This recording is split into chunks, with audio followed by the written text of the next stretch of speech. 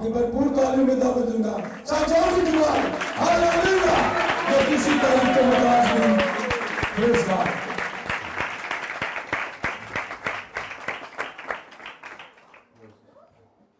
मेरी तरफ से तमाम बहन भाइयों को यीशु अल मसीह में बहुत बहुत सलाम। आज आप सब के दरमियान आके बहुत खुशी हुई। वाकई ही आपकी कलीसिया एक पुरजोश कलीसिया है। खुदा का शुक्र हो कि जो हमें तौफीक बख्शता है कि हम खास तौर पे इस मुल्क में रहते हुए उसके नाम के जलाल का सबब बन सके। और आपकी कलीसिया इस इलाका में यीशु मसीह की बशारत देने में, उसके कलाम को फैलाने में मशगूल है। इसके लिए मैं दिल की गहराइयों से खुदावंद का शुक्रिया अदा करता हूं। आपके पासवान का सुहेल सादिक साहब का, जो बड़ी तनदही से आप सबकी एज ए पास्टर खिदमत कर रहे हैं। खुदा आप सबको, कलीसिया को और आपके पास्टर साहब को पाक रूह से भरकर बड़ी कुदरत के साथ इस इलाका में और इस शहर में इस्तेमाल करें। आमीन। यीशु मसीह के लिए जोरदार तालियां बजाएं।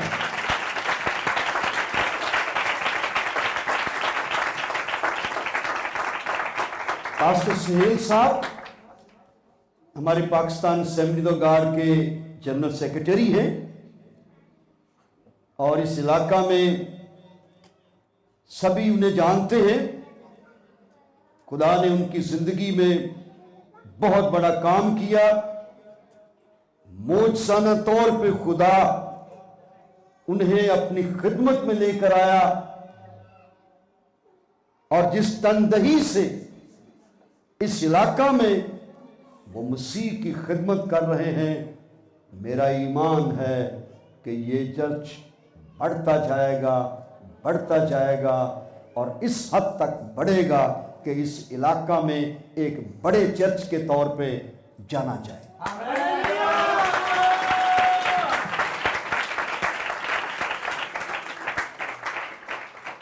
किसी चीज की भी बुनियाद रखें तो पहले दरख्त छोटा होता है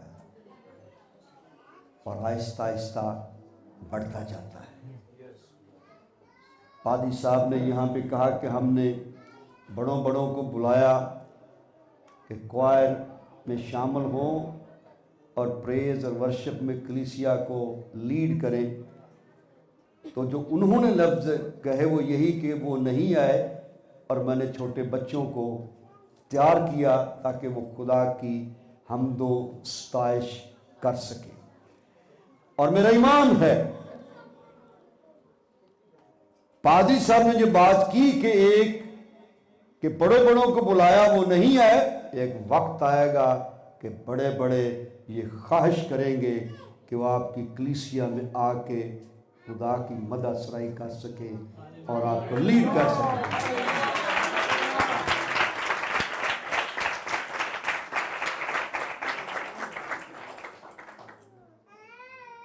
मैं वाकई ही दिल से बहुत खुश हूं, खास तौर पे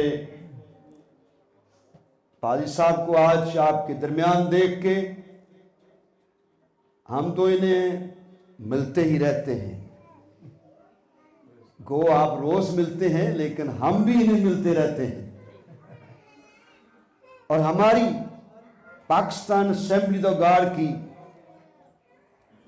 एग्जीक्यूटिव की ये ख्वाहिश है कि पादी साहब तरक्की करें और आपकी कलीसिया भी बढ़ती जाए और ना सिर्फ पाकिस्तान में बल्कि दुनिया में जानी जाए कि एक जिंदा कलीसिया खुदा का नाम लेने वाली लाहौर में कायम है। आमीन।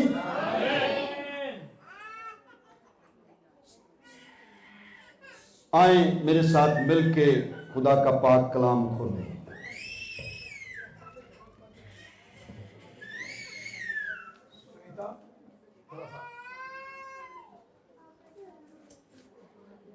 अगर आपके पास खुदा का पाक कलाम है तो हम लूका की इंजील उसका 5वां बाब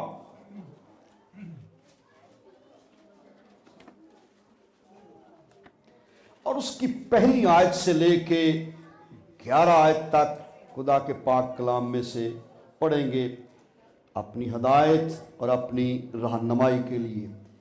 मेरा ईमान है कि इस कलाम के वसीला से आज आपको तक़वियत मिलेगी और यकीनन कलीसियाई तौर पे आप खुदामंद में आगे बढ़ेंगे।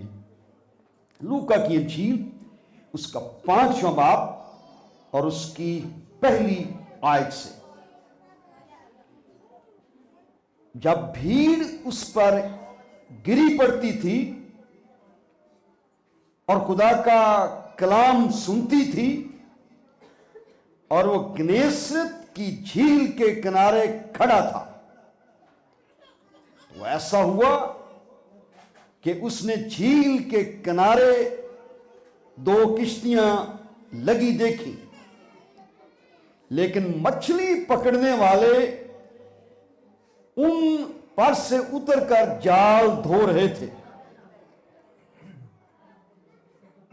और उसने उन कश्तियों में से एक पर चढ़कर जो शमाउन की थी उनसे दरख्वास्त की कि किनारे से जरा हटा ले चल, और वो बैठकर लोगों को किश्ती पर से तालीम देने लगा। जब कलाम कर चुका तो शमाउन से कहा कि गहरे में ले चल और तुम शिकार के लिए अपने जाल डालो। शमाउन ने जवाब में कहा कि ऐ उस्ताद, हमने रात भर मेहनत की और कुछ हाथ ना आया, मगर तेरे कहने से जाल डालता हूं। ये किया और वो मछलियों का बड़ा गौल घेर लाए और उनके जाल फटने लगे। और उन्होंने अपने शरीकों को जो दूसरी कश्ती पर थे इशारा किया कि आओ हमारी मदद करो। बस उन्होंने आकर दोनों किश्तियां यहां तक भर दी कि डूबने लगी। शमाउन पतरस ये देखकर यीशु के पांव में गिरा और कहा, ऐ खुदावंद, मेरे पास से चला जा, क्योंकि मैं गुनहगार आदमी हूं। क्योंकि मछलियों के शिकार से जो उन्होंने किया वो और उसके सब साथी बहुत हैरान हुए। और वैसे ही जब्दी के बेटे याकूब और यूहन्ना भी जो शमाउन के शरीक थे हैरान हुए।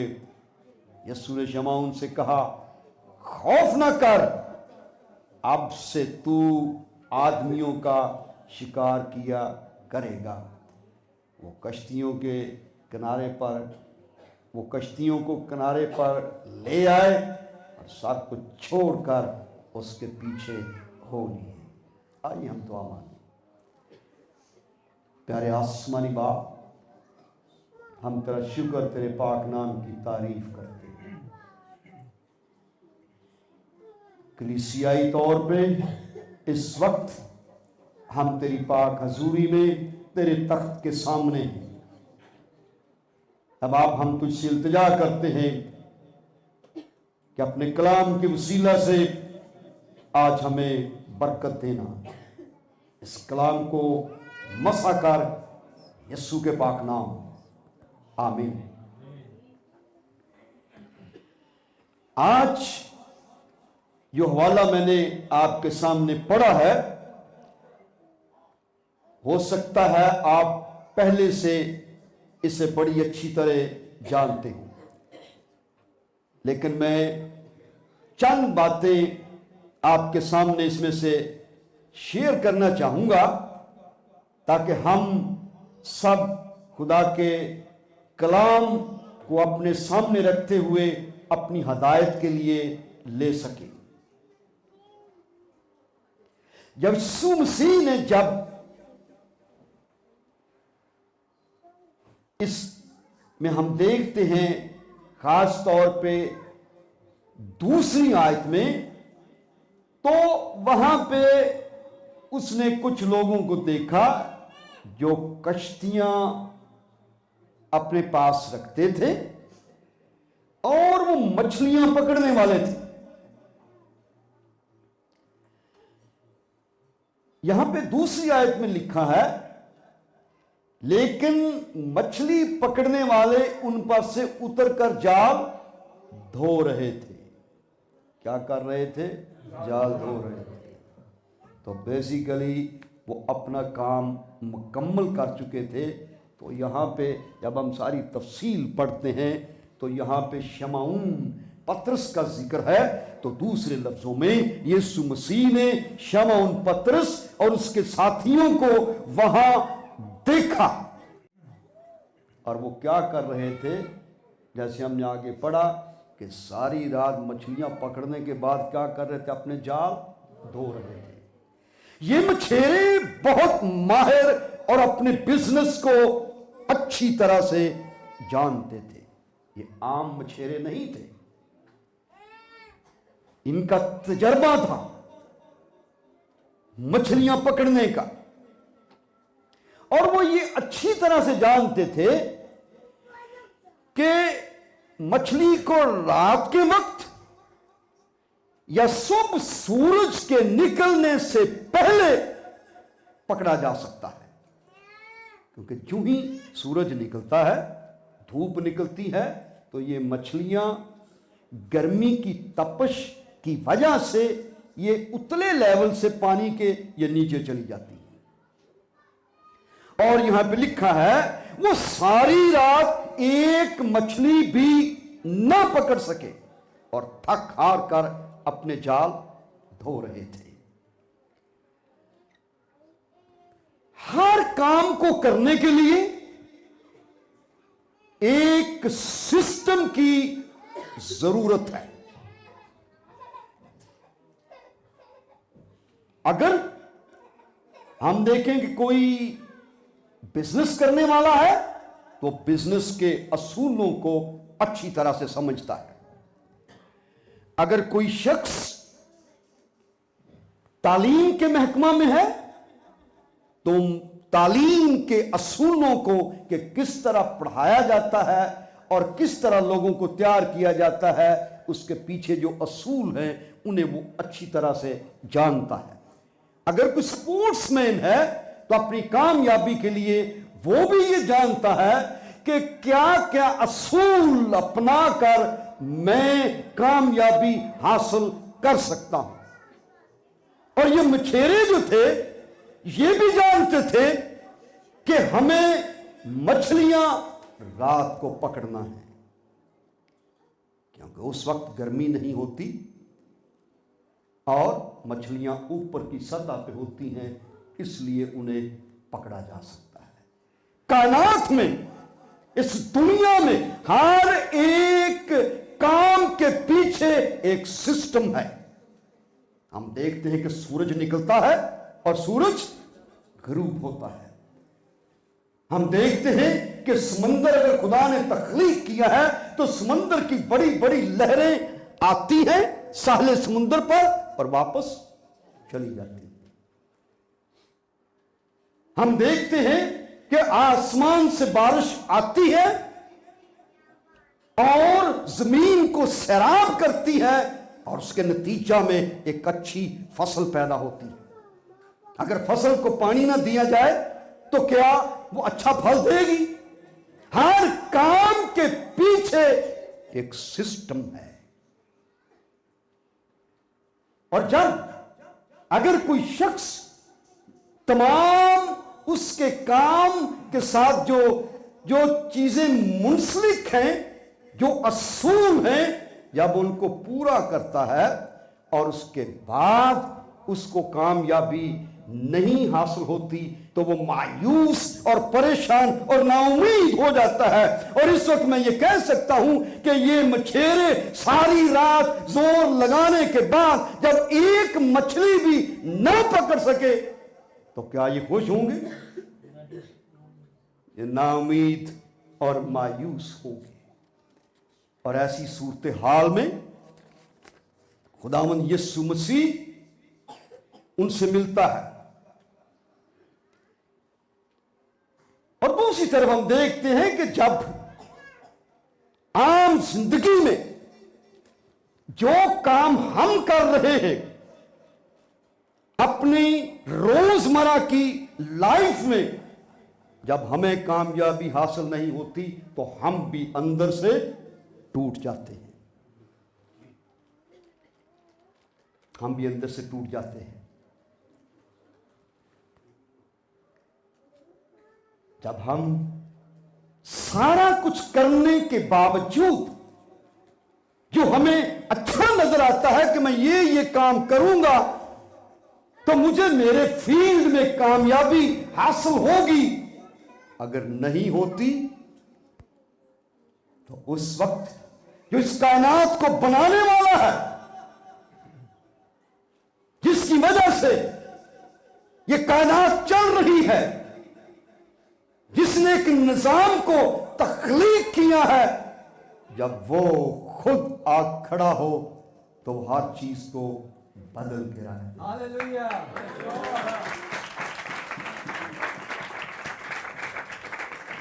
और चौथी आयत में हम देखते हैं कि यीशु मसीह ने अपने शागिर्दों से कहा, उसने शमाऊन से कहा कि गहरे में ले चल और तुम शिकार के लिए अपना जाल क्या करो, डालो। और वो जवाब देता कि ऐ उस्ताद, हम सारी रात भर हमने मेहनत की है और हमारे हाथ कुछ नहीं लगा, हमारे हाथ कुछ नहीं लगा। हमारा खुदा कायनात के असूलों से बढ़कर है।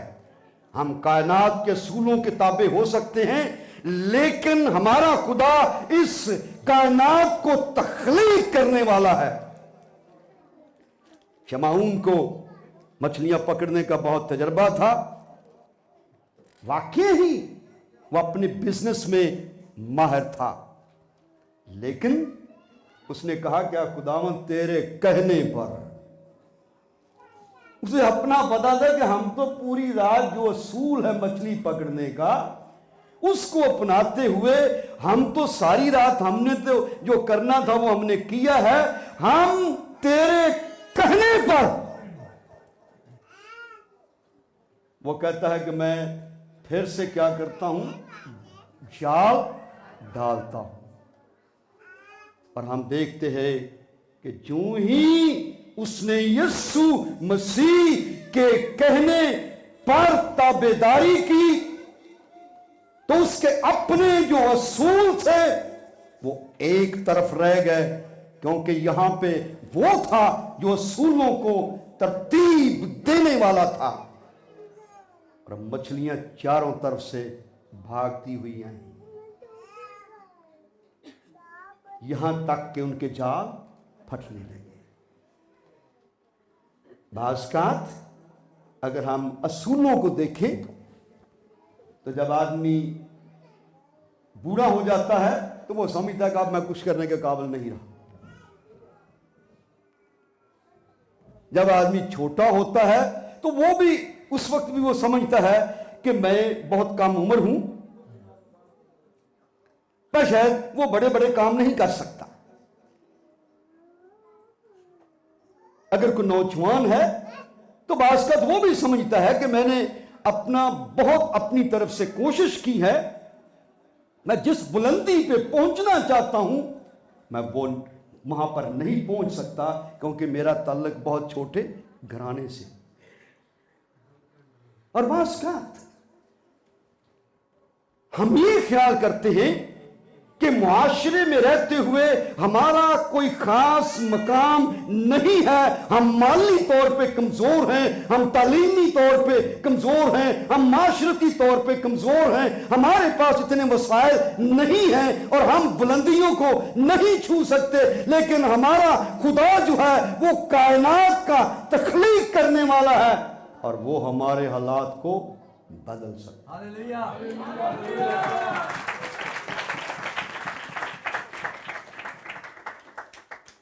अगर हम इस बात पे यकीन रखें कि हर चीज पे कंट्रोल करने वाला हमारा खुदा है जिसने हमें पैदा किया है, तो आपके सामने कोई काम नामुमकिन नहीं रहेगा, सब कुछ यीशु के नाम में मुमकिन हो जाएगा। शमौन पतरस ने यीशु की ताबेदारी की और फिर से कश्ती को झील में ले गया और उस ताबेदारी के नतीजा में उनके जाल क्या हुआ? मछलियों से भर गए। आप जिंदगी के किसी भी हिस्सा में क्यों नहीं है, आप कोई भी जॉब क्यों नहीं कर रहे, तालीमी लिहाज से, बिजनेस के लिहाज से, जॉब के लिहाज से आप ये समझते हैं कि जो काम मैं करना चाहता हूं वो मुझसे हो नहीं पाता, खुदावंद की ताबेदारी करें, खुदावंद की ताबेदारी करें तो हर चीज जो खुदा ने आपके लिए रखी है वो अफराद से आपको देगा। आप खुदावंद से कहें कि आप खुदावंद हर वो काम मैं करने के लिए तैयार हूं जो तू मुझे कहता है। गो वो बातिल नजर में आपको ऐसा लगे कि ये नहीं हो सकता, लेकिन आप फिर भी करें, क्योंकि किसने कहा है? खुदा ने कहा है। आपको पूरा पूरा यकीन होना चाहिए कि खुदा मुझसे ये करने को कह रहा है। जब आप वो करेंगे तो यकीनन जिंदगी में हर शोबा में आपको कामयाबी होगी। कमजोरी कहां आके रह जाती है? ईमानदार जो इस बात को जान तो लेते हैं, सीख भी लेते हैं, और हम उस तरह से खुदा की ताबेदारी नहीं करते जिस तौर पे खुदा चाहता है। अगर हम खुदा के कलाम में देखें तो पहला शमूएल उसका 15 बाब उसकी 22 और 23 आयत में हम देखते हैं, वहां पे खुदा के कलाम में हम सीखते हैं, वहां लिखा कि हुक्म मानना कुर्बानी चढ़ाने से बेहतर है। सौल बादशाह,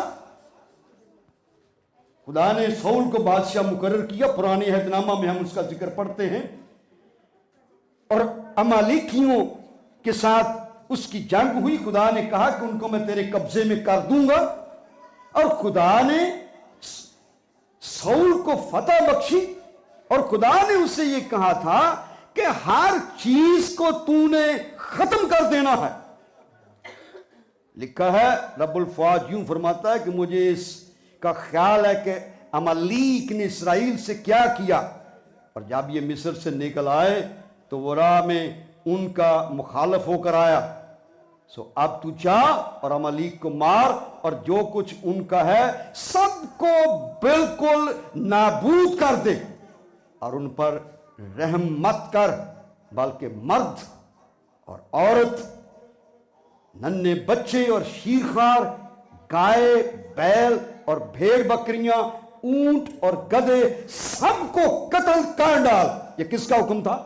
ये खुदा का हुक्म था। और खुदा ने उसे फतह बख्शी। लेकिन सौल बादशाह ने ये किया और उसके लोगों ने ये किया कि उन्होंने मोटी मोटी ताज़ी ताज़ी ये गाय बैल जो थे उनको रख लिया कि हम खुदावंद के हुजूर कुर्बानी करेंगे। और जब शमूएल नबी आता है तो वो कहता है कि खुदा का हुक्म क्या था कि हर एक चीज को क्या कर दे, वो बर्बाद कर दे, खत्म कर दे। जब उसने कुछ चीजें बचा ली तो क्या उसने खुदा के कलाम की ताबेदारी की? नहीं। उसने किया क्या? यहाँ पे हम देखते हैं 23 आयत, यहाँ पे 22 आयत में लिखा है खुदा के कलाम, और शमूएल ने कहा क्या खुदावंद सोख्तनी कुर्बानियों और ज़बीहों से इतना ही खुश होता है जितना इस बात से कि खुदावंद का हुक्म माना जाए। देख, फर्मा बरदारी कुर्बानी से और बात मानना मेंढों की चर्बी से क्या है? बेहतर है। तो basically selective obedience is an other form of disobedience। आधी ताबेदारी करना असल में नाफरमानी की ही एक शक्ल है। हम आधी ताबेदारी करके नतायज पूरा लेना चाहते हैं कि खुदावंद हर काम मेरे लिए कर दे। तो खुदा क्या चाहता है? पूरी पूरी ताबेदारी। अब्राहम ने ताबेदारी की, खुदा पर ईमान लाया और ईमानदारों का उसे बाप दिया। आज अगर आप ये चाहते हैं कि जिंदगी के हर शोबा में मुझे कामयाबी खुदा अता करे, तो क्या करे? पूरी पूरी ताबेदारी करे। पतरस ने जब ताबेदारी की तो हम देखते हैं कि उनका जाल जो था, जाल उनके क्या हो गया? मछलियों से भर गए। जहां उम्मीद नहीं, खुदा वहां पे उम्मीद पैदा करने की कुदरत रखता है। आज ये चर्च छोटा है, पूरी खुदा की ताबेदारी करे और आप देखेंगे कि खुदा इस चर्च को इतना बढ़ाएगा कि आप सोच भी नहीं सकते।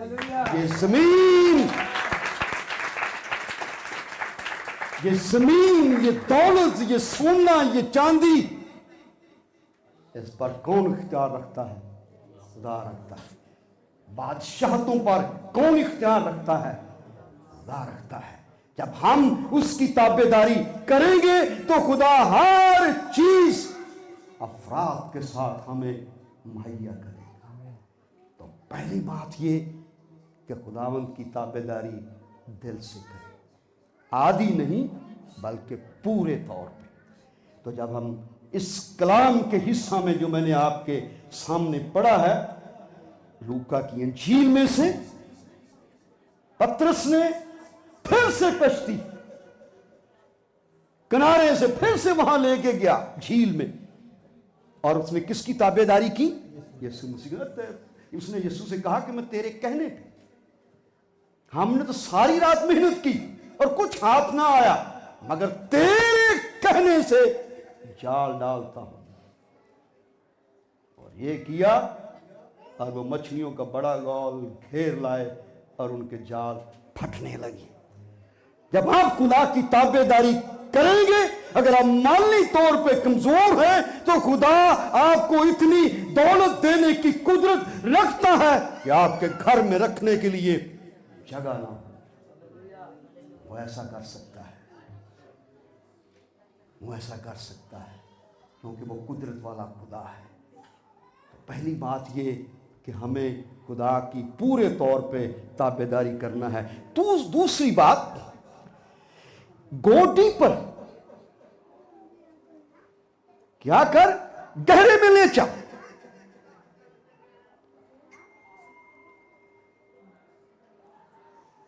चौथी आयत में जब कलाम कर चुका कौन, यीशु मसीह, तो शमौन से कहा कि गहरे में ले चल। खुदा ये चाहता है कि हम उसके साथ गहरी रिफाकत रखें। कलीसियाई तौर पे हर भाई, हर बहन, हर नौजवान, हर बूढ़े, तमाम एल्डर साहबान, लीडर्स, पास्टर्स, खुदा सबके साथ गहरी रिफाकत रखना चाहता है। लेकिन हम क्या करना चाहते हैं? हम किनारे भी रहना चाहते हैं। संडे के संडे आए और उतना ही काफी है। खुदा हमसे गहरी रिफाकत रखना चाहता है। खुदा चाहता है कि पहरों में उठकर हम उसके साथ रिफाकत रखें, उसके साथ बातचीत करें, अपनी गुजारिशात उसके सामने रखें, अपनी शुक्रगुजारियां उसके सामने रखें। खुदा की ये ख्वाहिश है कि हम गहरे तौर पर उसको जाने। देखें हिजकिय्याह की किताब, उसका 47 बाब, उसकी पहली से 6 आयत तक यहां पे हैकल से बहते हुए एक दरिया का जिक्र है। कितने हिजकिय्याह नबी के बारे में जानते हैं? तकरीबन सभी। हिजकिय्याह नबी के साथ खुदा ने कलाम किया और खुदा ने उसे दिखाया कि खुदा की हैकल से एक दरिया बहता हुआ आ रहा है। और 3री आयत में लिखा है, उसने एक मर्द को देखा और उस मर्द ने जिसके हाथ में पमाइश की डोरी थी, मशरक की तरफ बढ़कर 1000 हाथ नापा और मुझे पानी में से चलाया और पानी टखनों तक था। हिजकिय्याह नबी ने क्या देखा? एक मर्द को देखा जिसके पास पमाइश की डोरी थी। उसने 1000 हाथ, एक हाथ जो है ना यहां से यहां तक, इसको कहते हैं तकरीबन 1.5 फुट के करीब होता, 1000 हाथ उसने नापा और पानी कहां तक था दरिया में? टखनों तक। और उसके बाद फिर उस मर्द ने 1000 हाथ और नापा तो पानी जो था वो घुटनों तक आ गया। उसके बाद उसने 1000 हाथ और नापा और फिर पानी जो था वो वहां से कमर तक आ गया। और फिर उस मर्द ने 1000 हाथ और नापा तो पानी चढ़कर तैरने के दर्जे तक पहुंच गया और एक लिहाज से इतना पानी था कि वो उसमें तैर सकता था।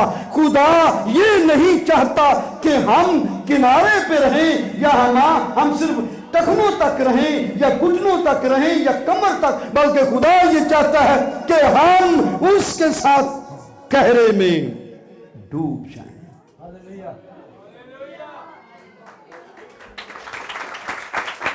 खुदा हमारे साथ गहरी रिफाकत रखना चाहता है। जब आपकी रिफाकत खुदा के साथ गहरी होगी, आप जहां कहीं भी जाएंगे आप बरकत का सबब होंगे। जब आपकी रिफाकत गहरी होगी तो कामयाबी आपके पीछे पीछे भागेगी। आजकल दौर चला है कि अपना इधर से पैसे अपना आ जाएं, उधर से आ जाएं। हाइट और शागिर्द तो कुंडियां डालते थे अपना मछलियां पकड़ने के लिए, आजकल रातों रात कुंडियां डलती हैं पैसे के लिए।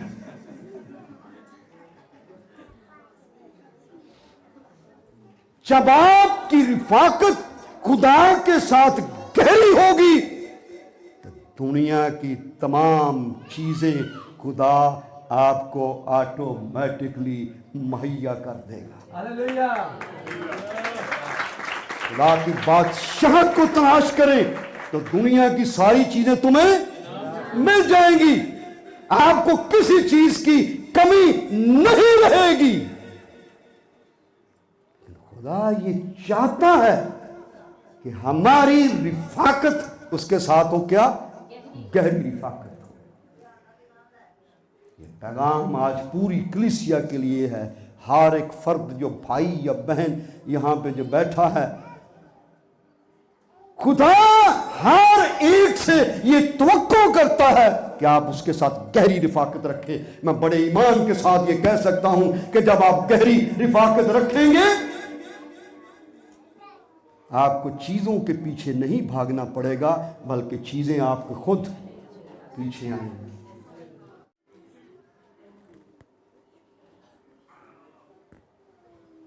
जब पतरस गहरे में जाल को ले गया तो हम देखते हैं कि वो मछलियों से भर गया। गहरी रिफाकत ये रखना ईमानदारों के लिए बहुत जरूरी है, ये अहम है। जितने खुदा में हम गहरे होंगे उतने ही हम खुदा के करीब होंगे।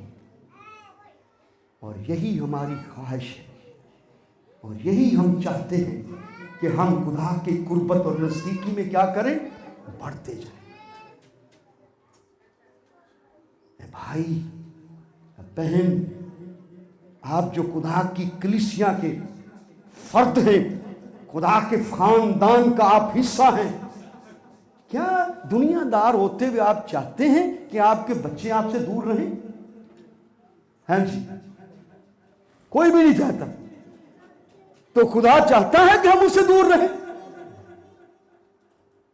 हम हर लम्हा खुदा की निगाह में हैं। जितना हम खुदा के ताबेदार होंगे, जितनी गहरी रिफाकत हम उसके साथ रखेंगे, उतना ही उसको हम ज्यादा जान सकेंगे।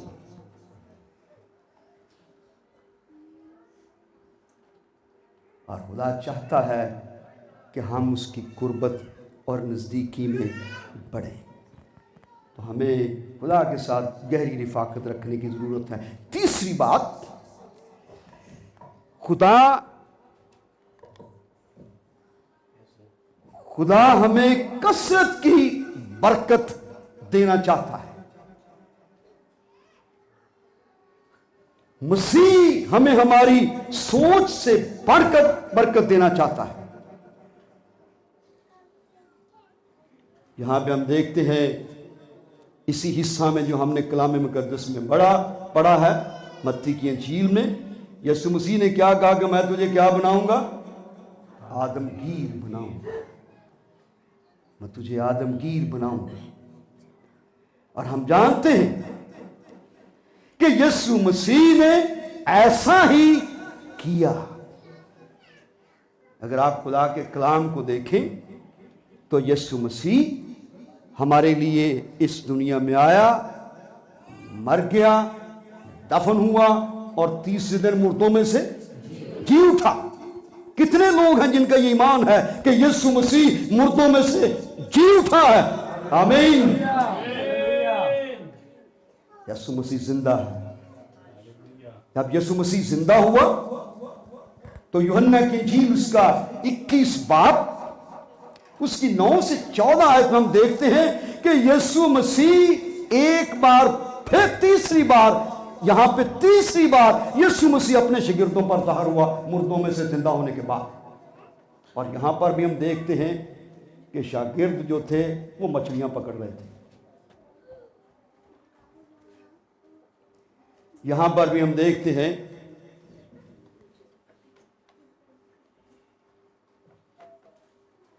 मैं थोड़ा सा पढ़ देता हूं बड़ी जल्दी से। इन बातों के बाद यीशु ने फिर अपने आप को तिब्रियास की झील के किनारे शागिर्दों पर जाहिर किया और इस तरह जाहिर किया, शमौन पतरस और तूमा जो तुआइम कहलाता है और नतनएल जो काना गलील का था और जब्दी के बेटे और उसके शागिर्दों में से 2 और शख्स जमा थे। शमौन पतरस ने उनसे कहा, मैं मछली के शिकार को जाता हूं। उन्होंने उससे कहा, हम भी तेरे साथ चलते हैं। वो निकलकर कश्ती पर सवार हुए, मगर उस रात कुछ ना पकड़ा। फिर वैसा ही वाक्या हुआ।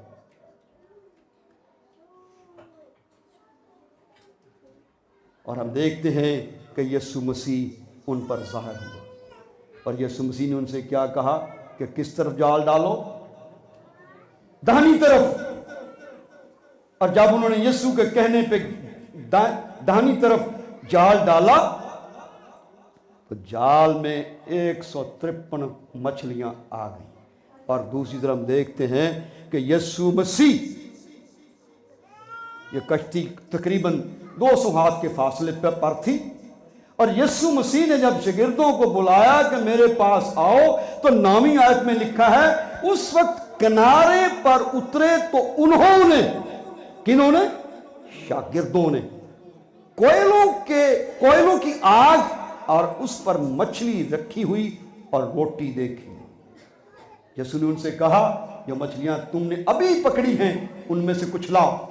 शमौन पतरस ने चढ़कर 153 बड़ी मछलियों से भरा हुआ जाल किनारे पर खींचा, मगर बावजूद मछलियों की कसरत के जाल ना फटा। यीशु ने उनसे कहा, आओ खाना खा लो। और शागिर्दों में से किसी को जुर्रत ना हुई कि उससे पूछता कि तू कौन है, क्योंकि वो जानते थे कि खुदावंद ही है। यीशु ने कहा कि आओ खाना खा लो। शागिर्द एक तरफ कच्ची मछलियां पकड़ने में मसरूफ थे और हम देखते हैं कि यीशु मसीह उस वक्त किनारे पर उतरे तो उन्होंने कोयलों की आग और उस पर मछली और रोटी देखी। यीशु मसीह ऑलरेडी पकी पकाई रोटी और मछली उनको देने के लिए तैयार था। बास का हम भी चीजों के पीछे भागते हैं, लेकिन ये भूल जाते हैं कि यीशु मसीह ने हमारे लिए सब कुछ तैयार किया हुआ है। हमें कच्ची मछलियों की तरफ भागना चाहिए या पकी पकाई? हाँ जी, खुदा ने हमारे लिए हर चीज पहले से तैयार कर रखी है। इधर उधर भागने की बजाय आप खुदा का इंतजार करें। खुदा तो पहले से ऑलरेडी जिसके पीछे आप भाग रहे हैं आपके लिए तैयार करके।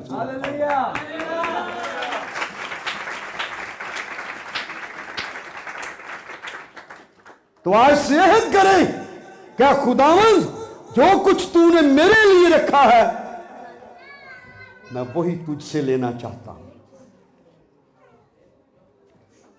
आप देखेंगे कि खुदा की बरकत आपकी जिंदगी में रोज बरोज बढ़ती जाएंगी। हमें खुदा का कलाम बताता है कि खुदा ने पतरस को उसकी सोच से बढ़कर इस्तेमाल किया। पतरस ने कितनी बार मसीह का इंतजार किया? हाँ जी, 3 बार मसीह का इनकार किया। मसीह ने उसे बहाल किया और उसके बाद हम देखते हैं कि ईद पेंतिकोस के दिन जब वो रूह कुद्दस से ममूर हो गया और उसने जब कलाम सुनाया तो 3000 लोग खुदा की कलीसिया में आ गए। खुदा ने इसको क्या बना दिया? आदमगीर बना दिया।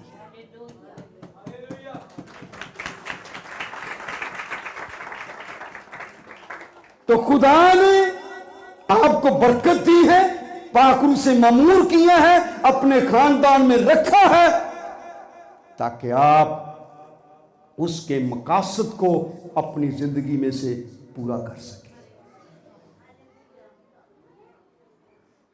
हर चीज खुदा हमें कसरत के साथ देना चाहता है। हमें सिर्फ उसकी तरफ देखना है, उसकी मर्जी को पूरा करना है। तो आप देखेंगे आप जिस चीज को भी हाथ लगाएंगे खुदा आपको कामयाबी देगा। खुदा आपको कामयाबी देगा। खुदा की बरकत आपके खानदान में से जाहिर होंगी। खुदा की बरकत आपकी जिंदगी में से जाहिर होंगी। अगर कलीसियाई तौर पे आप खुदा को अव्वल दर्जा देंगे तो आपकी कलीसिया बढ़ती जाएगी और कलीसिया में किसी चीज की कमी नहीं रहेगी, क्योंकि चीजों को बढ़ाने वाला कौन है? वो खुदा है, वो खुदा है। इस तौर पे हम देखते हैं कि खुदा ने पतरस को और उसके साथियों को इस्तेमाल किया, और खुदा ये चाहता है कि हम भी उसके लिए इस्तेमाल हो सके। ऐ मेरे भाई, ऐ मेरी बहन, आप जब ये खुदा का कलाम सुनते हैं तो अपने अंदर ये ईमान पैदा करें कि मैं इस दुनिया में एक कामयाब तरीन शख्स हूं जिसको यीशु मसीह ने अपना खून दे के खरीदा है। जब आप चुने हुए, खरीदे हुए मसीह के हैं तो खुदा आपसे कुछ भी छुपा के नहीं रखेगा।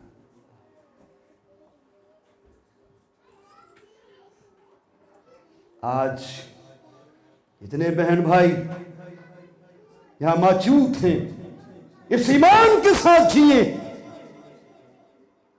कि खुदा ने मुझे चुना है, अलग किया है, मुझे किसी चीज की कमी ना होगी। तो वाकई आपको किसी चीज की कमी नहीं होगी। अगर आप जॉब के मुतलाशी हैं, कौन देने वाला है?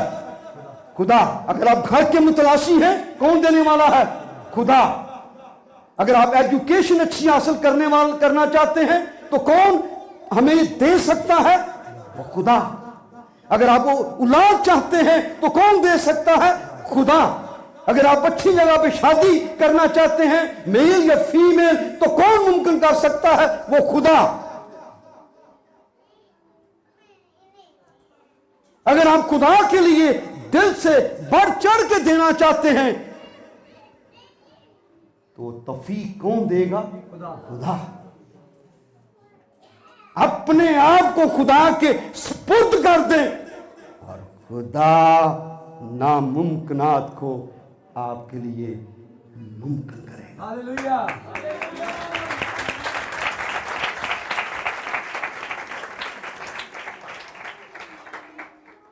खुदावंद की ताबेदारी करें, उसके साथ गहरी रिफाकत रखें